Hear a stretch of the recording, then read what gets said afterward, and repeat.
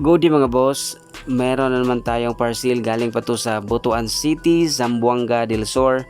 Ito po ay receiver sa Yamaha Aerox version 1 na nawala ang code, nawala ang remote. So walang magawa si boss kundi ipadala na lang dito sa Cebu para dito na lang gawin ang retrieval of code at pag-program ng bagong remote. So sa mga tao dyan na nawala ng code, nawala ng remote, pwede kayong tumawag or mag-text sa number na nandun sa screen para mag-guide ko kayo kung saan nyo pwedeng ipadala inyong mga receiver kung sakaling hindi kayo taga Cebu. At pwede kayong mag-PM or mag-message sa ating Facebook page sa Remsfix Garage. Okay? So ito na yung receiver sa Yamaha Aerox version 1 na nawala ang code, nawala ang remote. So ang gagawin natin, tanggalin natin yung rubber at saka tanggalin natin yung cover sa mismong receiver para ma-access natin yung board para makapag-pin out tayo sa nawawalang code. So ulitin ko sa mga tao dyan na nawala ng code, nawala ng remote, pwede kayong tumawag or mag-text sa number na nandun sa screen para mag-guide ko kayo kung saan nyo pwedeng ipadala inyong mga receiver. Okay, so ito na po yung board sa kanyang receiver at mag-set up na tayo sa ating tools para makapag-retrieve na tayo sa nawawalang code.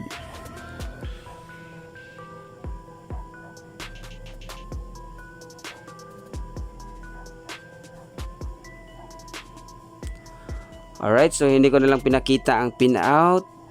Ayan. So nakuha na natin ang code. Walang problema na nakapublic ang code dahil i-delete natin ito mamaya. At ito na yung remote. Gusto ni boss na dalawa yung remote na i-program natin para meron siyang spare kung sakaling mawala yung isang remote. So ulitin ko sa mga tao dyan na nawala ng code, nawala ng remote, pwede kayong tumawag or mag-text sa number na nandun sa screen para mag-guide ko kayo kung saan nyo pwedeng ipadala inyong mga receiver kung sakaling hindi kayo taga Cebu. At kung taga Cebu kayo, pwede naman nating i-home service inyong mga motor kung sakaling nawalaan kayo ng code or nawalaan kayo ng remote. Mahonda man, Yamaha or Suzuki. Okay, so hintayin lang natin na mag 100% ang pag-input sa ating tools para maging successful ang ating pag-program ng bagong remote.